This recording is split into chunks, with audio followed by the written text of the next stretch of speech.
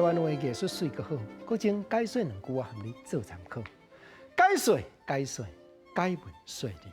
好朋友，咱俗语话一句话咧讲，毋捌看迄大船放流，就是因为过去毋捌住伫咧海边，住伫咧溪边哩，毋捌看着讲大只船驶入来入港的情形哩。总是蓄英号，清朝时代奉命来到台湾采硫磺，这个唐山人，伊敢若过台湾海峡，就写一首汉诗，讲过乌水沟，伊亲身眼界着，互伊赞叹的情景。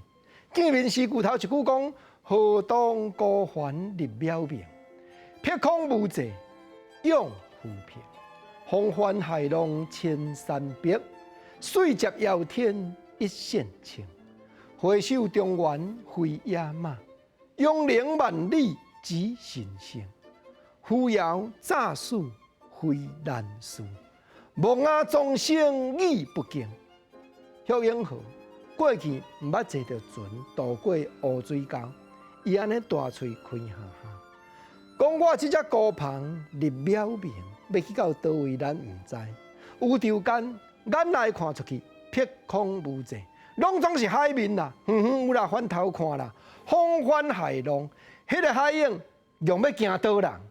翻头看，长山一粒一粒的山，已经伫海水的蒙雾中间，青山碧。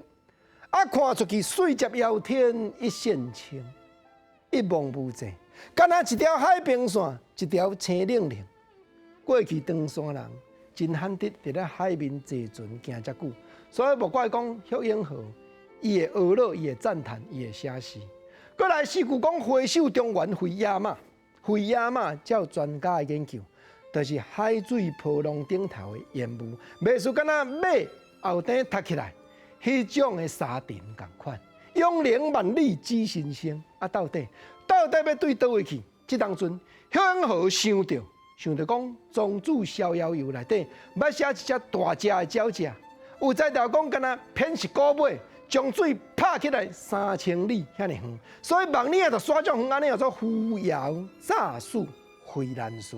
你唔通惊吓，唔通讲庄子写逍遥游乌白缎。我蓄英号亲身经验，我坐船渡过乌水沟，才知影讲确实有这款长山人，伫咧长山唔捌看过稀罕的景致。